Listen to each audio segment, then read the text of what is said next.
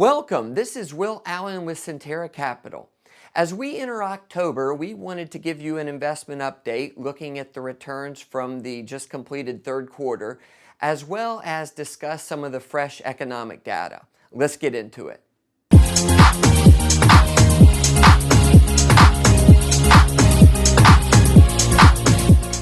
The third quarter was a very strong one for the financial markets. The Dow and the S&P were each up over 7%, but also seeing gains were emerging market and international stocks, precious metals like silver and gold, and high yield bonds. One factor in those returns was due to the weakening U.S. dollar. When the dollar weakens, a couple things happen. Precious metals, for example, are priced in dollars, so they are cheaper for overseas investors. So when the dollar weakens, they can buy more precious metals.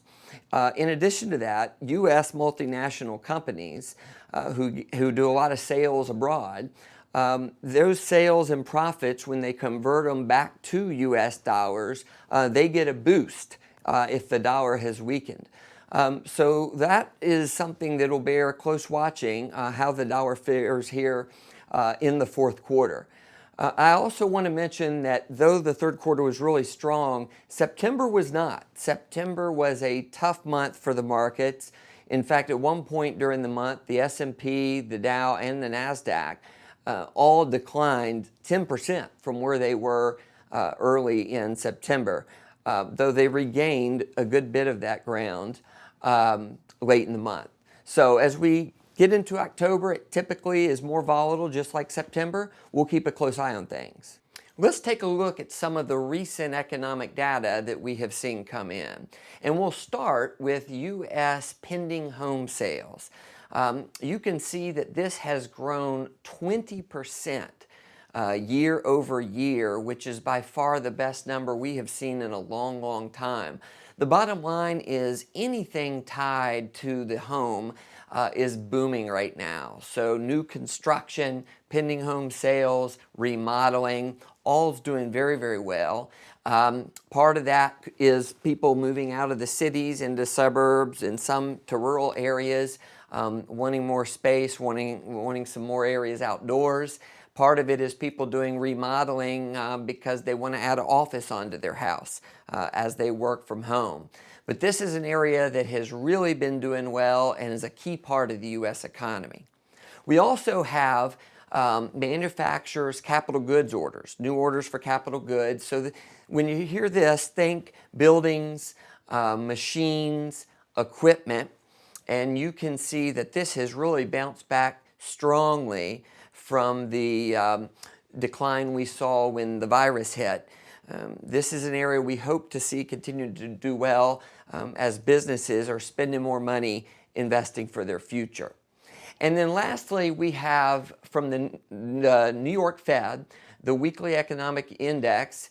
You can see this has bounced back and has continued to kind of move higher after plummeting due to the virus. We still got a ways to go. Is the takeaway kind of when you look at this. It is good that we have regained the ground we have so far. And what this does is it looks at 10 different leading economic indicators and puts them together in an index. So we will continue to watch this closely. And like I said, we still have a ways to go. But we're off to a good start. We wanted to circle back and give you an update on how much money is sitting in cash. As we had mentioned about 2 months ago, typically there's about $2.5 trillion in cash.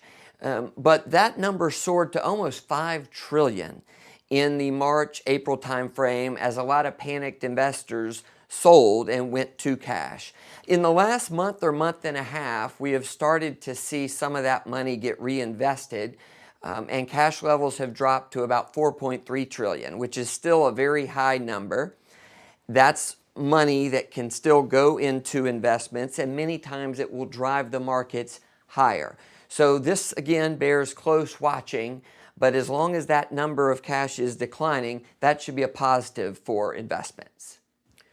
One big issue is going to be, now that we are in fall and as we head into winter, we don't know what the virus will do and what an outbreak will look like as you mix that with just seasonal flu season. So that, of course, is going to be an issue worth watching.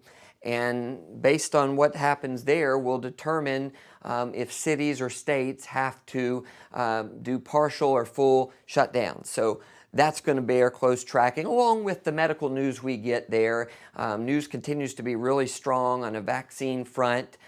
Johnson & Johnson has enrolled 60,000 people in a phase 3 trial, which means it's already passed safety protocols. So we'll look for that. We also have the election in November. So every election, you look after the election's taken place and you make tweaks or adjustments based on the results. And then lastly, I want to mention that, again, September, October is typically the most volatile time for the markets. In August, we got a little more conservative, moving about 5 or 6% of portfolios from stocks into bonds or cash, and September was very, very volatile. We may see similar kind of volatility in October, so we just want to be a little cautious. Take care. Have a good one.